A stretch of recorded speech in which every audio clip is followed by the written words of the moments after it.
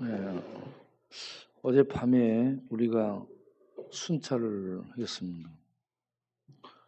노숙자들 이렇게 순찰을 했는데 노숙자들의 문화가 약간 달라지고 있었습니다. 전에는 노숙자들이 박스 깔고 있거나 그냥 맨 땅에서 자거나 그런 상황이었는데 지금은 텐트를 구입하고 대부분이 텐트 속에 들어가 있습니다. 텐트 치고 위에다가 비닐까지 쳐가지고 따뜻하게 보호 장비를 갖춘 채 그 안에 전부 밑에는 깔판 깔고 이불을 덮고 그러고 자고 있습니다. 이 노숙자들의 노숙 문화가 달라지고 있다. 도시 속의 텐트형으로 노숙 문화가 달라지고 있다는 얘기입니다. 그러면 노숙자들은 왜 노숙을 할까? 여러분 노숙자들이 왜 노숙을 한다고 생각합니까? 그리고 노숙하는 것이 용기 있는 행동인가? 무모한 행동인가? 아니면 자기를 버리는 행동인가? 뭐라고 생각합니까? 노숙하는 것이 용기 있는 행동일까요? 예, 노숙자 비슷한 사람이 집숙자예요. 집에 있으면 집숙자입니다. 노숙자인데 집 안에 있으면 집숙자예요. 산속에 들어가 있으면 자연인이라고 표현하는데 그건 문화적인 조인 표현이고 산속에 있는 자는 산숙자예요. 길에서 자거나 들에서 자면 노숙자. 노숙자의 마음 상태를 갖고 집에서 산다 그러면 집숙자예요. 집 안에 있는 밖으로 드러나지 않은. 힘들어서 산속으로 들어갔다. 그러면 자연인이에요, 산숙자예요. 산숙자예요. 전부 노숙자, 집숙자, 산숙자 이렇게 분류가 되는 거예요. 그런데 우리 이 노숙자 중에 한 명 있어요. 태극기 달고 돌아다니는 친구 있어요. 제가 그 친구를 역에서 만나서 같이 밥 먹은 적이 있습니다. 같이 밥 사주면서 얘기를 해봤죠. 그랬더니 본인의 목표가 노숙을 하려면 10년 이상을 해봐야 된다는 거예요. 10년 이상 노숙을 하기 위해서 옷을 줘도 안 입습니다. 다른 사람이 좋은 잠바 주거나 좋은 옷을 줘도 안 입어요. 그 떨어진 옷만 입어요. 그 옷만. 그 떨어진 옷을 바늘로 수없이 기워서 그 옷만 입습니다. 돈을 줘도 안 받습니다. 그리고 자기 노숙하는 방식이 있어요. 좋은 옷 줘도 안 받기. 돈을 줘도 안 받기. 그리고 노숙자는 최소한 구걸을 해야 된다. 구걸하는 거예요. 원칙이 있죠. 그래 이 친구 10년 이상을 해봐야 된다. 그래서 이걸 가만히 생각하면 용기 있는 행동인가요? 멋진 행동인가요? 어때요? 예. 그리고 그 노숙을 10년 이상 하는 목표가 뭐냐 그러니까 이렇게 10년 이상 노숙하다 보면 자기에게 오는 좋은 여자가 생긴다는 거예요. 예. 예? 그런데 말을 내보게 되면 정신이 정상적이고 온전하고 아주 정확한 분별력을 갖고 있고 말도 잘해요. 사고가 분명합니다. 그래서 돈 사람인지 안 돈 사람인지 이게 용기 있는 행동인지 이게 이 무모한 행동인지. 그리고 우리 화장실 살고 있는 이재숙 집사님. 그분은 건물주로 요즘 알려지고 있죠.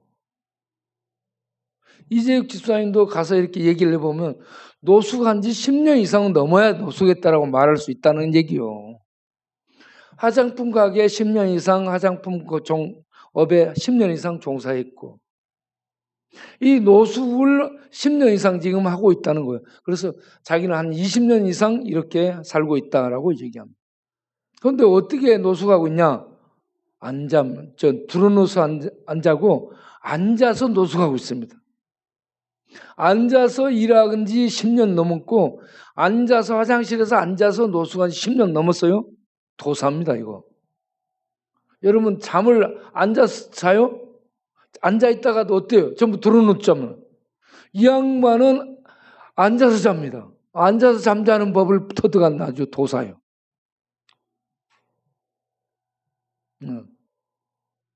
이분이 용기 있는 행동인 건지 예?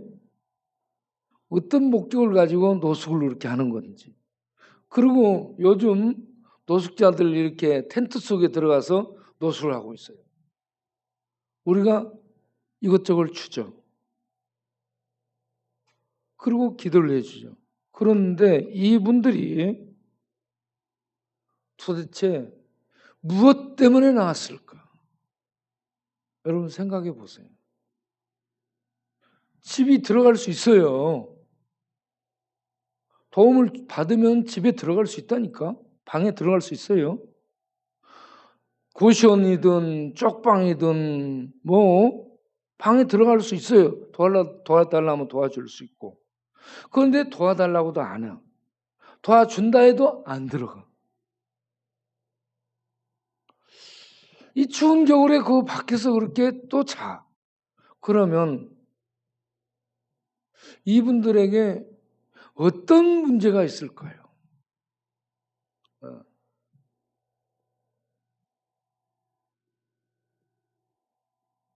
또 그중에는 술 마셔서 홍알홍알 하는 사람도 있는데 맨정신으로 아주 맑은 사고력, 맑은 정신을 갖고 있는 이런 분들도 있습니다.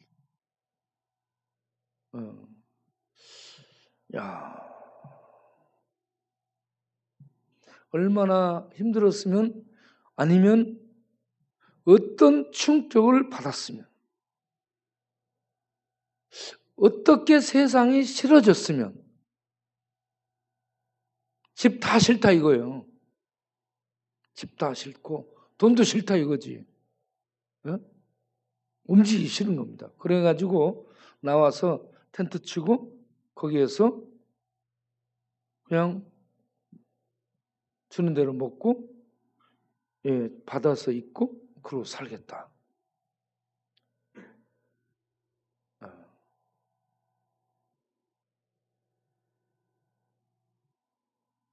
잠언 17장 22절 보겠어요. 잠언 17장 22절.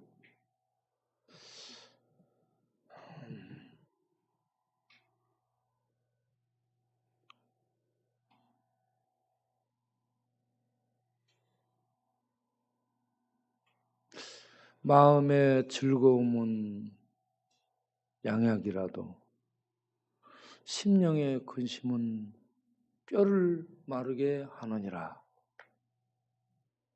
자, 잠언. 네.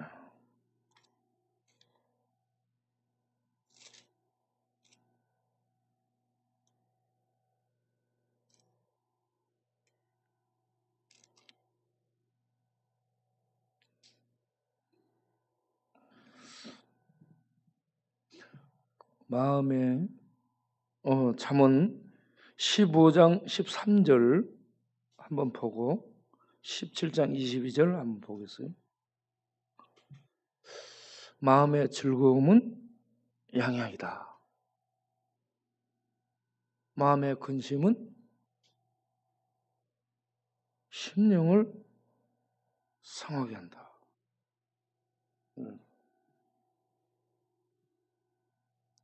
마음의 즐거움. 마음의 즐거움은 양약이다.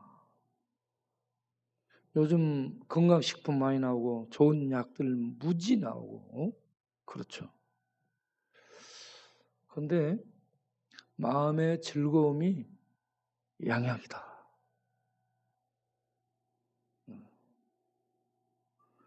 마음의 근심은 심령을 상하게 한다. 마음의 즐거움. 이 마음은 뭡니까? 마음. 인간의 마음은 우리 인간의 중심이에요. 중심. 이 마음은 보이지 않는데 인간의 마음을 지배하고 좌우하는 중심입니다.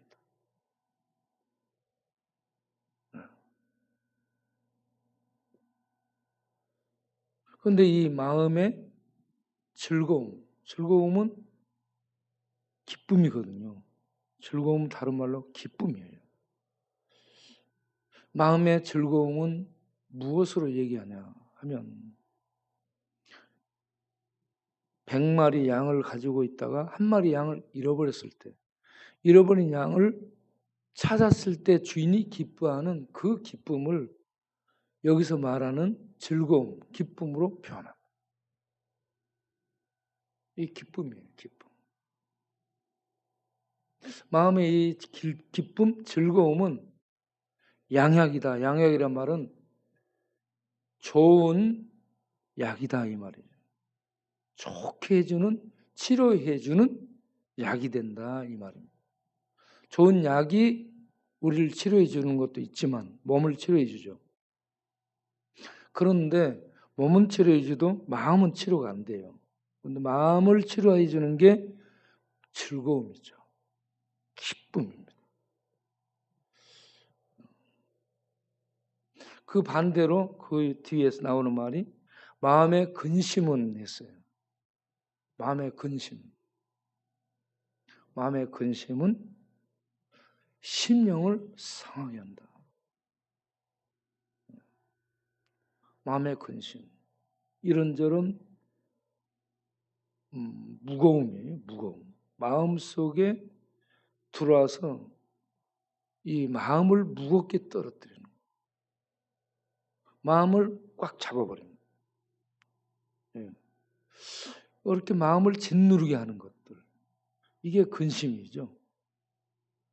이 근심이 그 사람 마음속에 이렇게 무겁게 누르게 되면 그 사람은 견디지를 못하는 겁니다. 그래서 다음에 나오는 말이 심령을 상하게 한다. 심령은 영이에요. 영. 마음과 영은 약간 다른 겁니다. 네.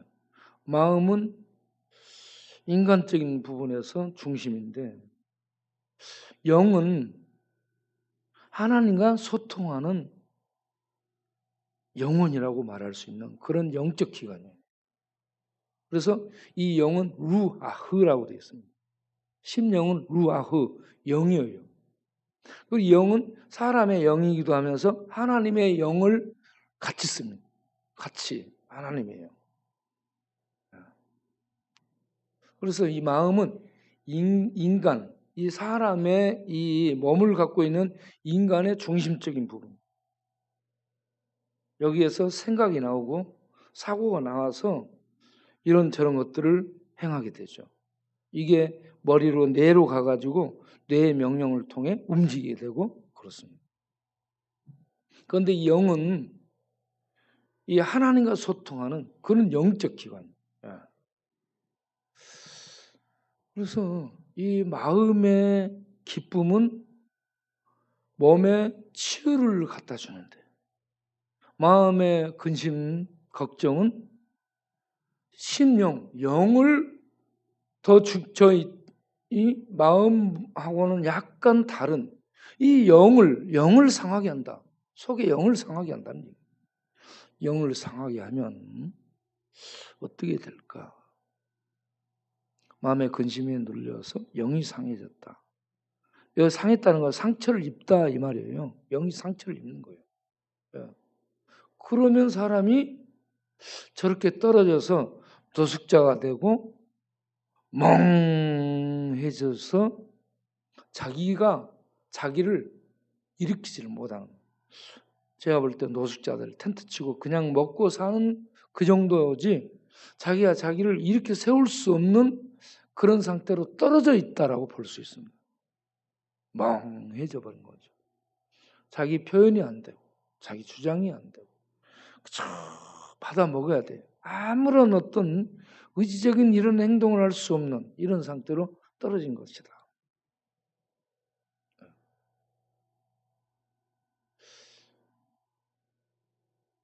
그래서 우리가 이 마음과 영, 이 보이지 않는 부분에 기쁨, 즐거움, 자유, 평안 이런 것들이 공급이 될 때에 우리가 밥 먹어도 소화되고 뼈에 이 양약이 돼서 건강을 얻고 누릴 수 있다. 네. 심령을 마음에 근심은 심령을 상하게 하고 17장 22절은 심령의 근심은 뼈를 마르게 한다. 뼈를 마르게 한다. 그리고 18장 14절을 보면 사람의 심령은 그의 병을 능히 이기려니와 사람의 영은 병을 이긴다라고 얘기해요. 심령이 상하면 누가 일으킬 수 있겠는가? 그 사람들이 지금 이렇게 영이 상해서 마음의 근심으로 영이 상처를 받고 눌려서 떨어져서 일어나질 못하고 있는 그런 상태에 있는 것은 아닌가?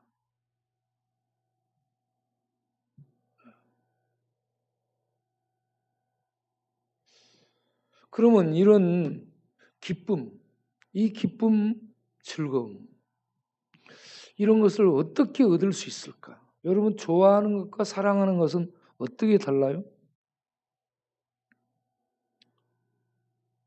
좋아하는 것은 버릴 수 있는 것이에요. 사랑은 버리지 않는 겁니다. 특징. 좋아하는 것은요, 사람들이 좋아했다가 싫어질 수 있고 버릴 수 있어요. 그런데 사랑은 버리지 않는 거죠. 그래서 부모가 자식을 사랑하기 때문에 절대 안 버립니다. 아무리 망하고 아무리 힘들어도 부모는 자기 자식을 버리지 않습니다. 이게 부모예요, 부모. 자식 자식을 버리는 사람은 부모가 아니에요. 부모는 자식을 버리지 않습니다. 끝까지 책임집니다. 아파하고 해줄 수 없어도 아파하고 고통스러워하죠. 제가 우리 동네에서 뭐 됐던 친구 3사람을 찔렀죠. 그때 한 사람 죽이고 한 사람은 간을 찌르고 한 사람은 손목을 다치고 3명을 찔렀는데 그래가지고 이 친구가 청송교도소에 독방에 오래 있다 보니까 정신 이상이 온 거예요. 정신 이상이 오면 진주교도소로 보냅니다. 남자는 진주, 여자들은 청주, 주자에 전부 가는 곳입니다. 진주교도소인데 진주교도소에 신방을 내가 갔습니다. 누구하고? 그 엄마하고 같이. 엄청 대한민국 끝에가 진주입니다. 기차 끝이에요. 가서 이렇게 만나는데 애가 멍해가지고 있어요. 정신병에 걸려 오랫동안 독방에서 면벽하고 벽을 바라보고 그리고 오랫동안 있게 되면요 도는 거예요. 사람이 돌아요. 정신이 돕니다.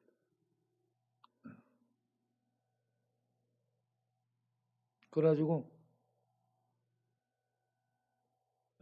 사람이 아주 이상해져 있어요. 이상. 예. 그 모습을 보는 엄마가 막 웁니다.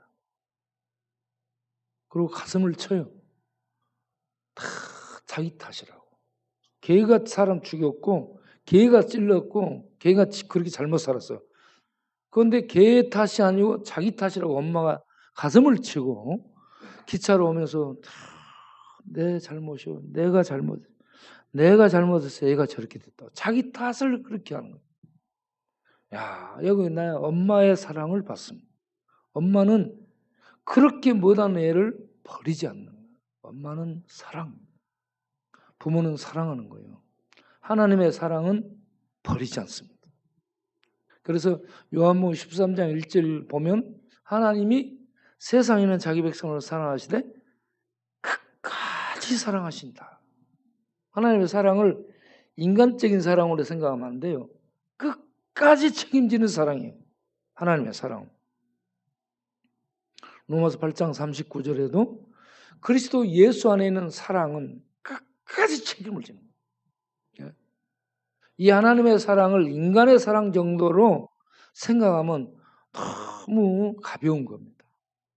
하나님의 사랑, 하나님의 끝까지 책임진 사랑에서 세상의 높은 깊은 능력, 어떤 힘 있는 것도 끊을 수 없습니다. 하나님의 사랑이 가장 강력합니다.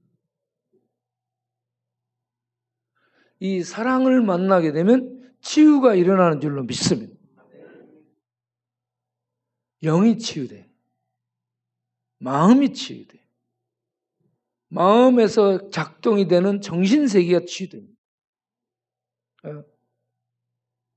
그래서 이 하나님의 사랑이 우리 인간을 치료하는 최고의 약입니다. 하나님의 사랑을 십자가를 통해서 우리에게 부어주시죠. 그래서 정신병자, 우울증 환자, 자살 충동자, 밖에 나와 있는 노숙자, 집숙자, 산숙자 전부 이 사랑을 만나야 돼요. 하나님의 사랑을 십자가를 통해서 하나님의 근본에 하나님의 근본에 들어가서 하나님께서 주는 하나님은 근본이 사랑이시기 때문에, 생명이시기 때문에 그 생명의 사랑이 그 심령을 어루만지고 그 심령 속에 부어지게 되면 그 사람이 살아나게 되는 겁니다.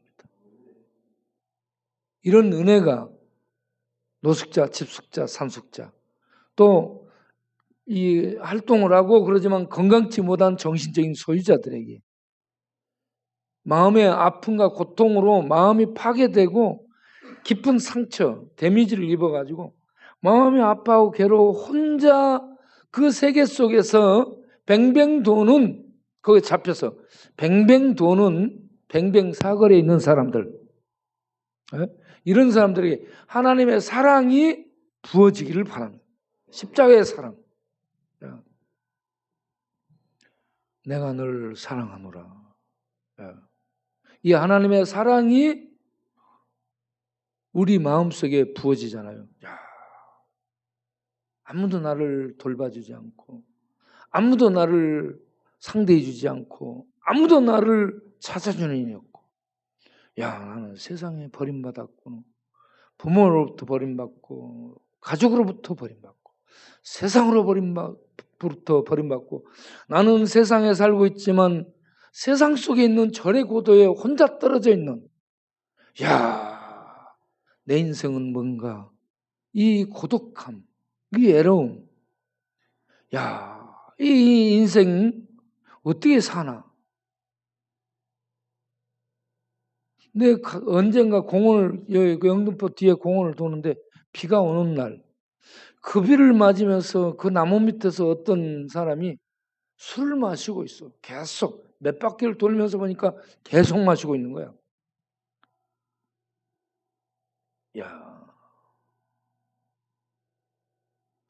무엇이 저 사람을 저렇게 했을까? 응? 그런 이 충격을 받아서 지금 떨어진 겁니다. 그 사람. 그래서 이 하나님이 세상을 이처럼 사랑하사, 이 말씀을 하나님이 정가를 이처럼 사랑하사, 하나님이 나 같은 죄인, 버림받을 나 같은 죄인을 이처럼 사랑하사 하나님의 사랑의 본체인 아들을 우리에게 깨서 보내주셨습니다. 하나님의 사랑을 십자가에서 깨뜨린 거예요. 그래서 그 사랑을 우리에게 부어주신 겁니다. 그 사랑을 먹고 그 사랑을 마시고 그 사랑 속에 들어가서 그 하나님의 사랑을 맛보게 되면 나를 사랑하시는 분이 계시네. 다 버린 줄 알았는데 나를 사랑하시는 분이 계시네. 거기에서 치유가 있고 회복이 있게 될 줄로 믿습니다. 그래서 하나님의 사랑만이 인간을 살리고 치료하는 약이요. 현대인들은 전부 병을 앓고 있습니다. 영혼의 병, 마음의 병, 정신의 병, 이런저런 병들을 전부 앓고 있어요. 하나님의 사랑이 우리에게 십자가를 통해 부어져서 우리들이 치유되고 회복되기를 바랍니다.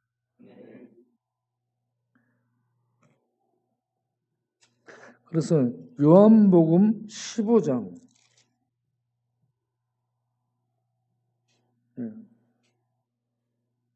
11절을 보면, 요한복음 15장 11절을 보면, 내 기쁨이 너희 안에 있어. 이게 마음의 즐거움이라는 단어가 기쁨으로 이 번역된 겁니다. 즐거움. 구약의 작가 심령의 즐거움, 마음의 즐거움이 여기에 기쁨으로 이렇게 번역이 된 똑같은 단어예요. 내 기쁨. 이거는 누구의 기쁨이야? 하나님의 기쁨이에요. 예수님의 기쁨이에요. 예. 어떤 이 연예인들이 막 웃게 하는 그런 웃게 해서 기뻐지는 잠깐의 기쁨이 아닌 하나님의 기쁨. 내 기쁨이 어떻게? 너희 안에 있어. 하나님의 기쁨이 내 안에 있도록 해야 돼. 예. 내 기쁨이 너희 안에 있어. 너희 기쁨을 충만하게 하려 함이라. 하나님의 기쁨이 내 안에 있게 되면 내가 기뻐지게 되는 거예요. 나 이번에 어제, 오늘이 금요일이, 어제 목요일 산에 가가지고 우리 산에서 이제 적당한 자리를 잡아가지고 앉아요. 거기서 이런저런 설교를 하고 기도들을 하고 그러는데, 어제는 내가 이들이 사도신경을 좀 알아야 되겠다 해서 사도신경에 대해서 한번 물어봤어요. 사도신경 아는 사람 물어보니까 6명이가 있는데 3명 정도는 몰라요. 그런데 우리 바우한테 사도신경 아는가? 안다는 거예요. 한번 해봐. 야, 우리 바우가 사도신경 얼마나 잘하는지. 박수. 너무 잘해요. 사도신경. 바도신경이 아니고. 내가 서당계 3년이면 라면을 끓이고 교회계 3년이면 찬송가를 한다는데 우리 바우가 사도신경을 그냥 너무너무 잘해오는 거야. 우리 죄기사한테 해보라니까 나는 못해요. 그럼. 못해. 죄기사는 못해요.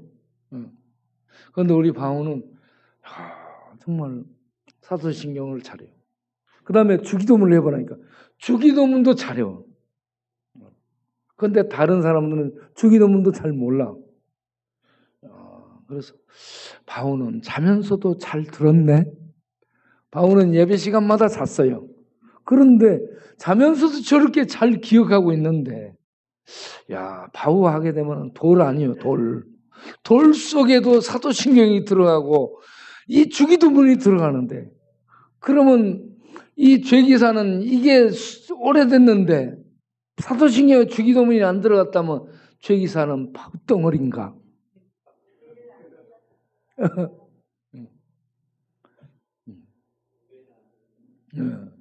이 죄기사가 지금 잡아와. 죄기사를 잡아서 여기다 앉혀놔야 돼.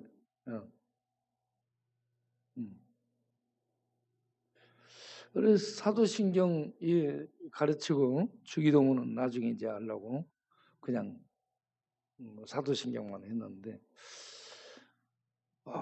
그때 우리 같이 갔던 이 자갈치, 산적은 저가 있고 부산에서 온 자갈치 있어요. 자갈치.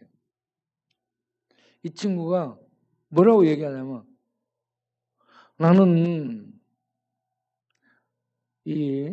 자기가 용서가 안 된대요. 자기가 용서 안 돼. 그래서 용서가 안 되는 자기를 벽에다 갖다가 박치기를 한대. 박아서.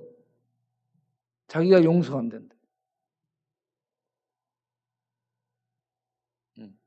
왜 그러냐 그러니까 나는 내가 나를 볼 때 용서가 안 되는 놈이다. 자기가 자기를 볼 때 용서가 안 되는 사람 손 들어보세요. 나는 용서할 수 없다. 내가 나를 볼 때 용서가 안 된다. 손 들어보세요. 네. 그 다음에 자기가 자기를 볼 때 용서가 안 된다는 사람들이 손 들고 있어요. 두 사람이 손 들었습니다. 두 사람밖에 없는가요? 자기가 용서가 안 되는 사람 손 들어보세요. 네. 죽여줄게.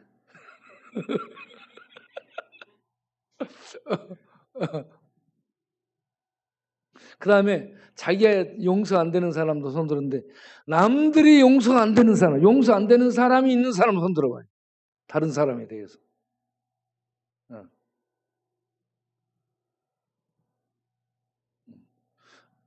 자, 그럼 우리가 이제 살펴볼 게 다른 사람 용서가 안 되는 사람도 문제지만 자기가 자기를 용서할 수 없는 것도 문제예요. 둘 다. 대상이에요. 대상. 그런데 나를 보면 자기 자신을 보세요. 하나님이 예수를 믿으면 모든 죄에서 우리를 용서해 주신다고 선언을 하셨습니다. 하나님의 선언은 온 세계에 울려 퍼진 진리입니다. 공의의 법이에요. 누구도 변개할 수 없는, 고칠 수 없는 절대적인 법이 내 아들 예수를 믿으면 용서한다는 겁니다. 하나님이 하늘에서 선언한 용서의 법이에요. 그러면 여러분 예수 믿습니까? 예수 믿으면 하나님이 모든 죄를 어떻게 해준 거예요? 지금 용서해 주신 거예요. 하나님이 용서해 주셨는데 자기가 자기를 용서 못한다? 그러면 하나님의 용서를 모르는 거예요. 내가 아무리 죽일 놈이라고 생각이 들어도 하나님이 나를 용서해 주셨다는 것을 아시고 자기를 벽에다 박치기 하거나 자기를 강물에다 뛰어 던져서 죽이려거나 목을 묶어서 나무에다 목매달아 죽이려거나 죽이려고 하지 마시기 바랍니다. 하나님이 나를 따라서 하나님이 나를 용서하셨은즉 나도 나를 용서하노라. 하나님이 예수를 통해서 억만 죄를 범한 나를 용서하신다고 선언하신 겁니다. 자, 그러면 내가 너를 용서한다. 그러면 내가 나하고 화합이 이루어지고 평화가 이루어진 겁니다. 그러면 속에 심령에 기쁨이 찾아오게 되는 겁니다. 하나님의 용서의 사랑을 받아들이면 내가 내 안에 나와 내가 나를 볼 때 용서 못할 놈이라고 불협화음이 일어났는데 이제 내가 나를 용서해주고 받아들이게 되면 내 안에 마음속에 일치가 와서 이 평화가 오고 기쁨이 오게 되는 거예요. 그런 평화와 기쁨을 누리는 여러분 되시기 바랍니다. 두 번째는 나는 용서를 받았는데 다른 어떤 누구를 용서할 수 없다. 그런 대상이 있다. 그러면 하나님이 그 사람도 용서해 줬어. 하나님이 그를 용서해 주셨는데 내가 그를 용서 못한다는 것도 안 되는 거예요. 그러니까 하나님이 저 사람, 저 돌 같은 저 사람을 용서했다면 그래, 나도 용서하노라. 이렇게 해서 용서를 해 줌으로 관계가 좋아질 수 있도록 해야 되는 겁니다. 용서를 안 해주게 되면 어떤 문제가 생겨요? 미움이 생겨. 미움이 생기면 두 번째 싫어져. 싫어지면 거리가 생겨. 만나고 싶지 않고 밥 먹고 싶지 않고 보기 싫어져. 예? 이러면 벽이 생기죠. 예? 그래서 관계가 어떻게 돼요? 깨지게 되네요. 관계가 깨져버리게 돼요. 예. 그러면 예수 믿는데 하나님의 용서를 받은 자들이 있는데 내 생각에 잡혀서 이 벽이 생기고 거리가 생기고 이 관계가 깨져서 영적인 소통, 평강이 없어지게 됩니다. 영적인. 이것도 이 어떤 문제가 되는 것이죠. 내가 나를 용서 못하는 것도 문제예요. 하나님이 용서해 주신 그 대상을 용서 못하는 것도 문제. 그래서 우리는 하나님이 얼마나 크신 분인가를 알고 하나님이 용서해 주시고 하나님이 사랑해 준다면 나도 용서받은 나로 받아들이고 저 사람도 용서받은 사람으로 받아들여서 하나님의 눈으로 하나님의 용서의 그 손길로 대할 수 있는 우리가 될 수 있기를 바랍니다. 그러면 그 안에 평강이 있게 돼요. 평강. 요한복음 14장 27절에 너희 안에 평안을 주노라 라고 했습니다. 곧 나의 평안을 준다. 아까쯤에는 나의 기쁨을 준다 했는데 이번에는 나의 평안을 너희에게 준다 했어요. 이거는 분위기 속에서 만들어진 평안이 아니고 숲속의 고요함 속에 있는 평안이 아닌 하늘의 평안입니다. 할렐루야. 하나님의 평안이요. 하나님의 평안을 우리에게 준다. 하나님의 평안. 하나님의 기쁨을 우리에게 주고요. 하나님의 평안을 우리에게 준답니다. 하나님의 기쁨과 하나님의 평안이 우리 안에 있게 되면 세상에서 환난을 당할지라도 자, 우리가 깨지지 않는 평안을 누리며 살아가는 심령 상태가 되게 될 줄 믿습니다. 그래서 요한복음 16장 33절에 뭐라고 되어 있어요? 이것을 너희에게 이르면 너희로 내 안에서 평안을 누리게, 평안을 갖고 살게 하기 위함이다. 누린다는 건 평안을 갖고 사는 거예요. 평안을 누리게 하려 함이라. 세상에서는 너희가 뭘 당한다? 환난은 출렁이는 바닷물을 얘기해요. 우리 삶 속에 출렁출렁 이것도 문제 저것도 문제 얼마나 많은 문제의 파도가 밀려오는지 모르겠어요. 여기도 문제 저기도 문제 이것저것 뭐 밤낮 없이 밀려오면 바다를 가서 보면 바다가 얼마나 파도가 많이 일렁이는지 몰라요. 겉에서 보면 잔잔해 가까이 가서 보면 일렁일렁 푸덩 얼마나 많은 파도가 치는지 몰라요. 우리의 세상살이가 이래저래 파도가 늘 출렁이는데 하나님이 나의 평안을 너희에게 주노라. 그래서 너희가 세상에 환난 당할지라도 이 평안을 누리고 살기를 원하노라. 거기에 결정적인 게 뭐예요? 이 평안을 누릴 수 있는 비결이 뭐예요?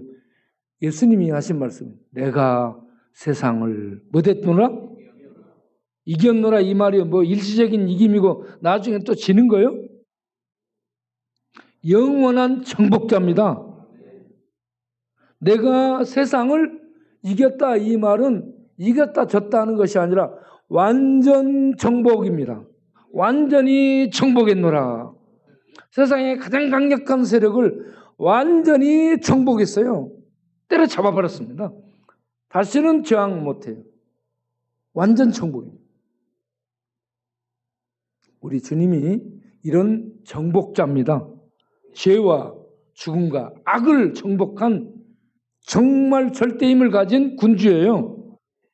그 주님의 보호와 통치 아래 있으면 평안을 얻게 되고 하나님이 나를 사랑하신다는 걸 알게 되면 기쁨이 있게 되고 그 주님이 영원한 정복자로 통치자로 왕위에 앉아있음을 믿는다면 세상에 이런저런 문제가 생겨도 주님 안에 보호 안에 있다는 걸 믿는 자는 이런 파도 저런 출렁임이 아무것도 아니라는 것을 믿기 때문에 우리는 그런 시대 상황을 헤쳐나갈 수 있는 믿음의 삶을 살 수 있게 될 줄로